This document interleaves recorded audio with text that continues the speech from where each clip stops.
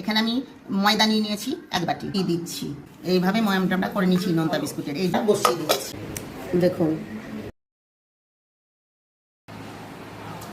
নমস্কার বন্ধুরা, আবার একটা রেসিপি নিয়ে এসেছি নোনতা বিস্কুটের। আমার অনুরোধ রইল আপনারা আমার ভিডিওটি প্রথম থেকে শেষ অবধি দেখবেন।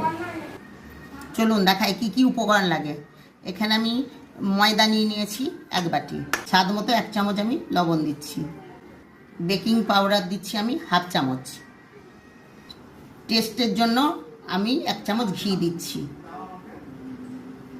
সাদা তেল দিচ্ছি আমি 2 চামচ। এবার ময়দাটা দিয়ে আমি সুন্দর করে ময়াম করে নেব। দেখুন, এইভাবে ময়ামটা আমরা করে নিচ্ছি নোনতা বিস্কুটের। এই যে দলা পেকে গেছে, এই দেখুন।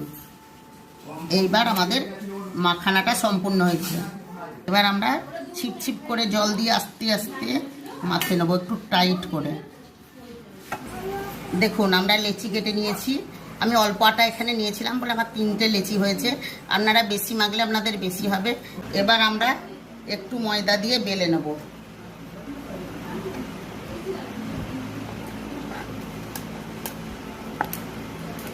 সাইড ফাটলেও কোনো ব্যাপার নেই।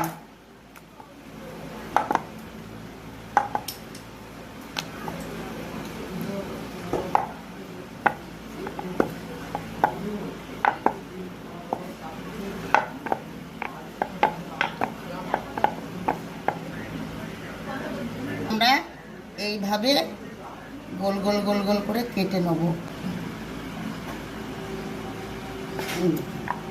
এবার এইরকম করে আমরা বের করে নেব। নোনতা বিস্কুট তো ছোট ছোট করে বের করে নিলাম। এই ময়দাটাও আমাদের কাজে লেগে যাবে। দেখুন, গোল গোল করে কেটে নেওয়ার পর আমরা এইভাবে একটু ফুটো করে দিচ্ছি, কারণ বেকিং পাউডার আছে তো আমাদের বিস্কুটটা ফুলবে, যার জন্য আমরা এই ফুটোটা করে দিচ্ছি। হবে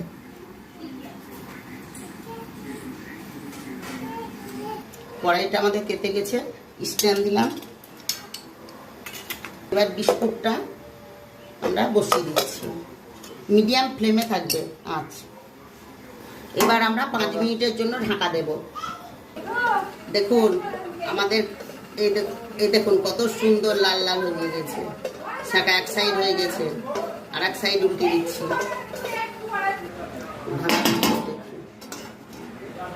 আমাদের 10 মিনিট হয়ে গেছে।